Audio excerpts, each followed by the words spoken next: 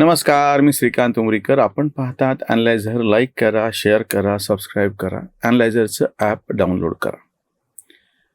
महानगरपालिकेच्या निवडणुकीचं डिंडीम वाजायला लागल्याच्या नंतर खरं तर चर्चा अशी व्हायला पाहिजे होती की जो मुख्य पक्ष आहे तो सत्ताधारी आणि विरोधातला मुख्य पक्ष आहे तो, म्हणजे स्वच्छ जे चित्र आत्ताच्या ताज्या नगरपालिका निवडणुकीतून समोर आलेलं आहे की सत्तेमधला सगळ्यात मोठा वाटा ज्यांच्याकडे आला की जवळपास अर्धे नगराध्यक्ष ज्यांचे निवडून आले 40% जवळपास, तो भारतीय जनता पक्ष. आणि विरोधांमध्ये ज्यानं सगळ्यात विरोधातली चांगली कामगिरी केली तो म्हणजे काँग्रेस पक्ष. आपल्याकडं पत्रकारितेचं कसं टाबडं वाजलेलं आहे, कंडा वाजलेला आहे आमच्या गावाकडच्या भाषेत. बघा चर्चा काय चालू आहे. 2 ठाकरे बंधू एकत्र येणार, पवार काका पुतणे एकत्र येणार. यांचा नेमका एकूण सगळ्या महाराष्ट्राच्या राजकारणातला स्टेकच किती? मी आज जरा तुम्हाला ह्या निमित्तानं वेगळा प्रश्न तुमच्या समोर ठेवतो, मुद्दा ठेवतो. जे मला पडलेले प्रश्न आहेत ते तुम्ही बघा, तुम्ही स्वतःही त्याची उत्तरं तपासून घ्या.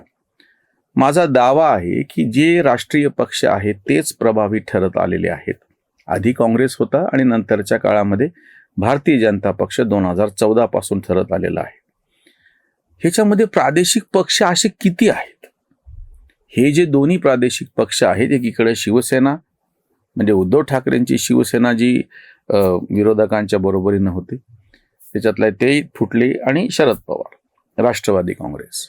शिवसेना आणि राष्ट्रवादी काँग्रेस असं आपण एकत्र घेऊयात, फुटायच्या आधीपासूनची गोष्ट. आत्ता फुटलेत ते 2022च्या नंतर. 2022 पर्यंतचं राजकारण बघू. शरद पवारांनी स्वतःचा समाजवादी काँग्रेस पक्ष, मग त्याचा पुलोद आघाडी सत्तेवर आली, ते बाहेर पडले. पुलोद आघाडीचं सरकार कोसळलं, समाजवादी काँग्रेस पक्ष सगळं करून 86ला ते परत काँग्रेसमध्ये गेले. ते सगळं एक थोडंसं बाजूला ठेव. आपण याची सुरुवात करू 1989 पासून. शरद पवार काँग्रेसमध्ये होते. त्या लोकसभा निवडणुकीमध्ये भाजप आणि शिवसेनेने मिळून 14 खासदार निवडून आणलेले होते लोकसभा निवडणुकीत. आणि त्याच्यानंतर लगेच झालेल्या 1990ची विधानसभा, आपण याच्यासाठी विधानसभा निवडणुकीचा पहिले विचार करू. 1990च्या विधानसभा निवडणुकीमध्ये शरद पवार काँग्रेसमध्ये गेलेले असतानाही काँग्रेसचं बहुमत घटलं आणि 141 आमदार निवडून आले. एकत्रित काँग्रेस म्हणजे शरद पवार हे त्याच्यामध्ये होते, आणि विरोधामध्ये भाजप आणि शिवसेनेचे मिळून काहीतरी 92-93 आमदार होते. माझा पहिलाच प्रश्न असा आहे की शरद पवारांना काँग्रेसमध्ये असो की बाहेर असो महाराष्ट्राचे नेते म्हणायचं असेल तर शरद पवारांनी कधी 145 आमदार निवडून आणले?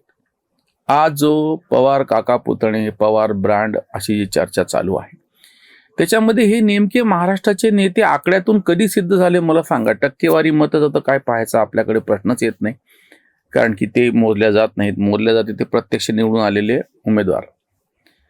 पवारांना आज तागायत महाराष्ट्रामध्ये 145 आमदार कधी निवडून आणता आले? ते काँग्रेसमध्ये होते तेव्हाही नाही, आणि काँग्रेसमधून बाहेर पडून वेगळा पक्ष केला तेव्हाही नाही, काँग्रेस बरोबर युती करून निवडणूक लढवली तेव्हाही नाही. शरद पवारांना स्वतःचा जो पक्ष, ते काँग्रेसमध्ये असो किंवा स्वतंत्रपणे पक्ष त्यांनी स्थापन केला, जुनं जाऊ द्या, राष्ट्रवादी काँग्रेसपासून आपण मोजूयात 1999 पासून, कधी त्यांना 145 आमदार निवडून आणता आले? कधीच नाही. दुसरीकडं अशीच बोंब बाळासाहेब ठाकरेंची. आज उद्धव ठाकरे त्यांच्या नेतृत्वावरती बोंब मारणं सोपं आहे तुलनेनं. रशीद खान मामू सारख्यांनी त्यांनी पक्षात प्रवेश दिला आणि आम्ही त्यांच्यावर टीका करणारे व्हिडिओ केले. त्याला प्रचंड प्रतिसाद मिळाला. तथाकथित जे काही कट्टर शिवसैनिक त्यांच्याकडे अजून शिल्लक आहे, त्यांनी शिव्या द्यायला सुरुवात केली. त्याच्यातूनच हे कळते की ते बाण कसा नेमक्या जागी पोहोचलेला आहे ते. पण मी त्याच्या आधीचं विचारतो, म्हणजे छगन भुजबळ अजून गेलेले नव्हते पक्ष सोडून. सगळी एकत्रित शिवसेना होती, अतिशय स्ट्रॉंग होती. स्वतः बाळासाहेबांचा करिश्मा ताजा होता, सगळं होतं. किती आमदार निवडून आले? 1990ची विधानसभा घ्या, जेव्हा शिवसेना सत्तेवरती आली, मनोहर जोशी मुख्यमंत्री झाले, नंतर नारायण राणे मुख्यमंत्री झाले, तरीही किती आमदार होते? आज तागायत बाळासाहेबांना कधीही 100च्या पुढे आमदार निवडून आणताना आले. 145 तर जादू आकडा सोडूनच दे. इकडे शरद पवारांना कधीही 3 आकडी 145 सोडून द्या आमदार निवडून आणताना आले. बाळासाहेबांना कधीही 100 आमदार निवडून आणताना आले. मग हे ठाकरे ब्रँड आणि पवार ब्रँड काय आहे, काय नेमकं?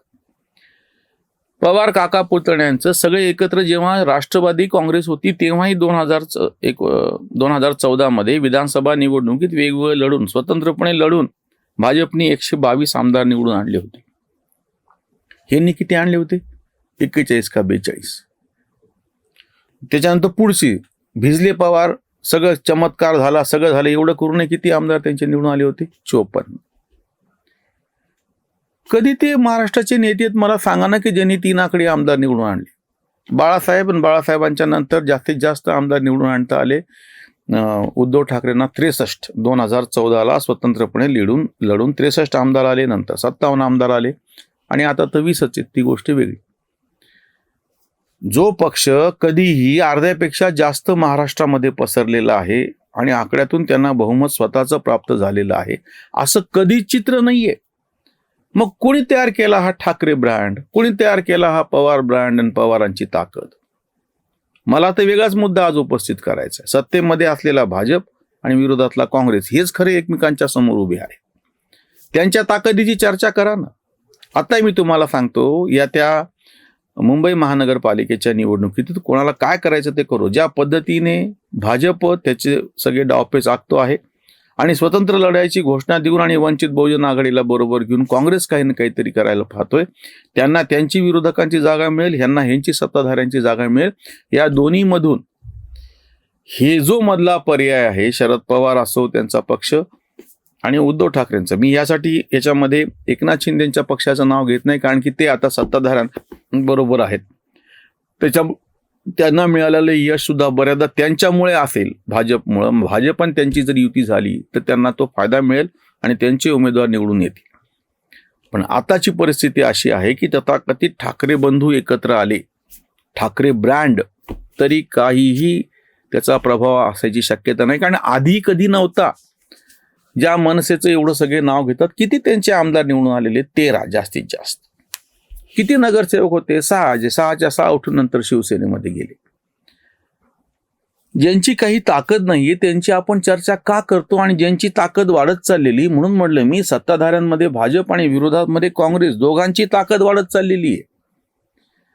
काँग्रेसला एरवी आम्ही किती टीका करू, काँग्रेसचं नेतृत्व किती नालायक आहे, राहुल गांधी सारखं किती म्हणू, पण लोकांना पर्याय म्हणून खरं तर राहुल गांधी बाजूला गेले आणि प्रियंका गांधी सारखे आलं. जी आता चर्चा चालू आहे, त्याच्यावर आम्ही वेगळा व्हिडिओ करतो आहोत. तर शक्यता अशी आहे की महाराष्ट्रामध्ये काही ठिकाणी तरी जिथं जिथं भाजपला विरोध आहे किंवा विरोधकातली जागा आहे ती पूर्णपणे काँग्रेस व्यापून टाकेल.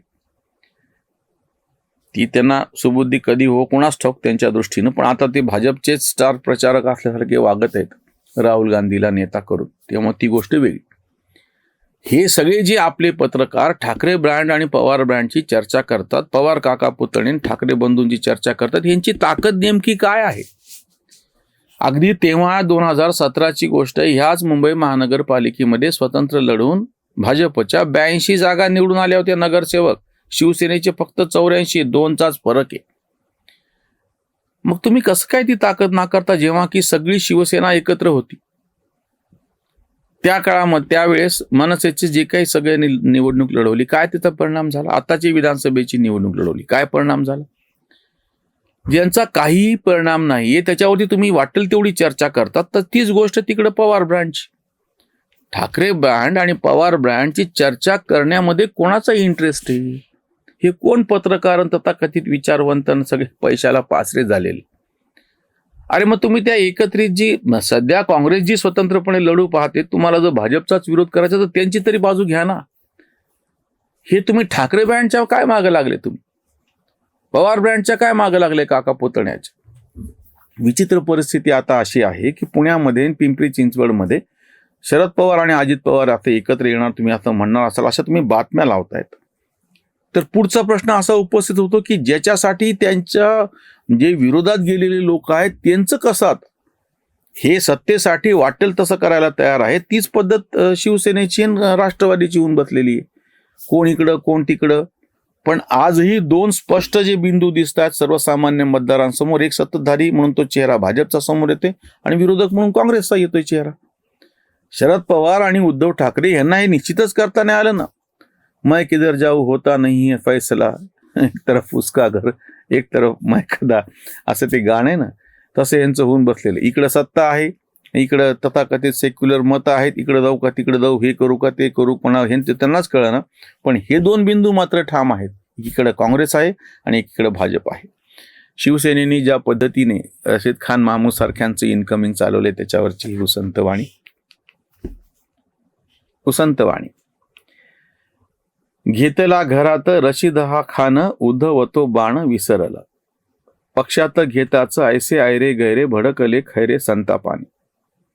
उद्धव सेनेत यादवी जाणवे, खैरेनी दानवे संघर्षत. ज्यांच्या विरोधात लढले भांडण, तयांना आंधण पक्ष देती. संभाजीनगर होता बाले किल्ला, आत्मघाती हल्ला तिथे असा. काय करणार आता उपचार, वैद्यच बाहेर गेला आता. कांत राजकीय ही दिवाळखोरी, पचणार चोरी सांगा कशी, पचणार चोरी सांगा कशी. महानगरपालिकेच्या निवडणुकात अर्ज भरायला सुरुवात झालेली आहे परवापासून, म्हणजे 23 तारखेपासून, आणि अजूनही यांची सगळी चर्चेची गुऱ्हाळं चालू आहेत. बघूयात काय समोर येतं ते. एक गोष्ट स्पष्ट आहे, नगरपालिकेच्या निवडणुकातून ते दिसलं होतं आणि मनपाच्याही निवडणुकीतून ते समोर येण्याची शक्यता आहे. मला खात्री नाही आहे, एकीकडून भाजपची खात्री आहे. काँग्रेसनी जर स्वतंत्रपणे लढवायचं ठरवलं तर शक्यता आहे की विरोधातली फार मोठी जागा काँग्रेस व्यापून राहील आणि त्याच्यात सगळ्यात मोठं नुकसान पवारांनाही होईल आणि ठाकरेंनाही होईल. आणि सत्तेचा वाटा भाजप खाऊन टाकेल, विरोधातली जागा काँग्रेस खाऊन टाकेल, यांना जागा शिल्लक राहणार नाही.